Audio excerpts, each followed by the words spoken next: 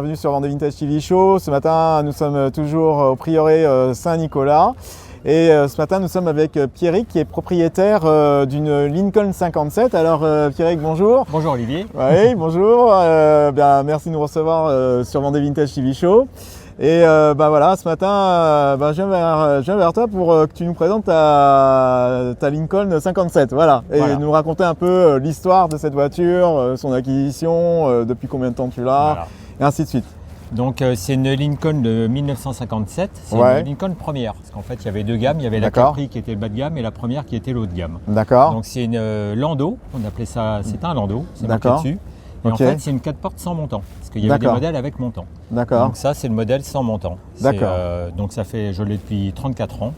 En effet. Elle a été partout, en Angleterre, dans le sud, elle a fait des milliers de kilomètres, toujours avec le même propriétaire. D'accord. Et elle est toujours contente de moi et je suis toujours contente d'elle.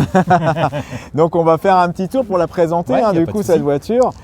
Alors, voilà, là, on va... Alors, peut-être que tu vas passer devant la caméra, du coup, parce que si tu comme veux, ça, on va présenter, voilà, comme ça. Alors, là, donc là, voilà, dis-nous, parle-nous de ta voiture. Bon, j'ai craqué pour son cul, hein. D'accord. Pas trop cru. Et c'est vrai que j'ai acheté la voiture à l'époque parce que j'adorais l'arrière en fait. Ouais, c'est vrai que ça magnifique. C'était pas une question de marque, ça aurait pu être une Chevrolet, une Pontiac, mais c'est vraiment le modèle qui m'a plu en fait. D'accord, c'est vrai qu'elle est impressionnante à l'arrière. La preuve, depuis 34 ans, je l'ai toujours, donc c'est qu'elle me plaît toujours. Voilà, c'est une longue histoire d'amour, on va dire ça. C'est ça. C'est bien. Donc les chromes sont d'origine, ils n'ont jamais été refaits. Ah bon? Les chromes ont 70 ans quasiment quoi. D'accord, je me rapproche. La peinture a été refaite récemment, enfin en 2020 pendant le Covid, il fallait s'occuper. Ouais.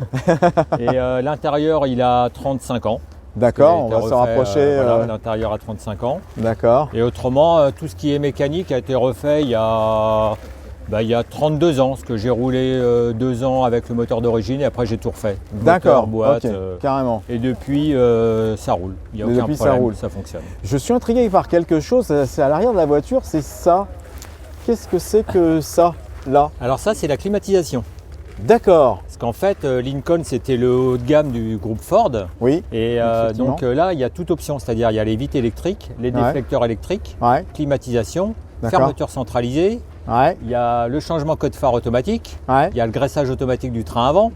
Il y a la radio recherche au pied, vous appuyez sur un bouton, ça cherche la radio tout seul. Ah oui, c'est ça, Il y a 2 chauffages, enfin voilà, comme c'était un haut de gamme, il y avait absolument tout ce qui pouvait exister à l'époque. D'accord, c'est exactement, j'ai mon grand-père qui avait une voiture américaine et c'était exactement les mêmes caractéristiques. En fait, dans les groupes, ça c'était le groupe Ford, on avait la Ford, qui est, on va dire, la voiture populaire de Monsieur Tout-le-Monde. Oui, c'est ça. Et ça, en fait, c'était le haut de gamme, c'est l'équivalent de Mercedes ou Rolls exactement. à l'époque. Aux États-Unis. Donc au niveau des tailles, au niveau des moteurs, parce qu'il y a un V8 de 6 litres de cylindrée avec 300 chevaux, donc ça avance bien. Ça doit bien pomper aussi. Ça, raisonnablement, 20 litres, quoi, comme toute américaine. Et autrement, ça marche comme une voiture moderne. Direction assistée, les freins assistés, boîte automatique, il y a tout, siège électrique. C'est ça, c'est génial. C'est complet, quoi. Et alors, au niveau de l'alimentation, donc le carburant, vous mettez... On roule sur plomb 98. Ah d'accord, ok, super. Parce qu'en fait, les moteurs américains, c'est des moteurs qui ne sont pas surcompressés, c'est-à-dire qu'on ne monte pas dans les tours, ça tourne quand même relativement lentement. Il n'y a pas besoin, en fait, c'est de la fonte, donc en fait, on n'a pas de problème au niveau des sièges de soupape. D'accord. On n'a pas ce problème-là. Ah dis donc, super, c'est bon à savoir. Moi, celle-là, je roule sans plomb depuis que le sans plomb est venu il y a 20 ans, il y a plus de 20 ans maintenant. Et j'ai jamais eu de problème, il n'y a pas de souci. Donc sans transformation? Non, je ne mets même pas d'additif, je ne mets rien. D'accord, c'est bon à savoir pour ceux qui veulent acheter une voiture américaine de cette époque-là. L'américaine, c'est pas fragile en fait. D'accord. C'est de la fonte, donc c'est pas des moteurs fragiles. D'accord, donc on va. Il n'y a pas de grosse technologie en fait. Voilà, mais au moins ça fonctionne. Ok. Alors là, tu nous fais accéder à l'intérieur, donc c'est magnifique, parce que là on voit tout est grandiose. Alors, ce que je me rappelle, ce que mon père me dit, c'est les banquettes. C'est une 6 places, c'est une carrosserie 6 places. Exactement, c'est ça qui est impressionnant. Donc là, je me permets de filmer l'intérieur. Donc voilà, ce qu'on peut voir, c'est vraiment c'est magnifique. C'est vraiment des choses qu'on ne voit plus, qu'on ne verra plus parce que les temps ont changé. Donc là, une automatique, on voit bien les 2 pédales. Voilà. Là, je filme l'intérieur. Voilà. Alors là au plafond, c'est quoi? C'est la grille qui est là-haut? Ça, c'est les bouches d'aération pour la clim. D'accord. Là, c'est les vitres électriques. Les vitres électriques. Ce qui est sympa, c'est que quand on baisse les vitres, on a une sans montant en fait. D'accord. Il n'y a pas de montant au milieu. D'accord. Ok. Alors les flancs blancs, bah, ça c'est... Bon, ça on retrouve facilement aux États-Unis. Hein. Ouais, c'est toujours refabriqué. Ah ouais, ça c'est magnifique. Ils ont quand même une grosse production chez eux et ils roulent beaucoup. D'accord. Et puis là, bah, voilà, bah, on filme l'avant de la voiture qui est absolument impressionnante, hein, parce qu'elle doit faire à peu près 2 mètres de large, non? Elle fait 2,10 m de large. 2,10 m de large, et d'accord. Presque 6 mètres de long.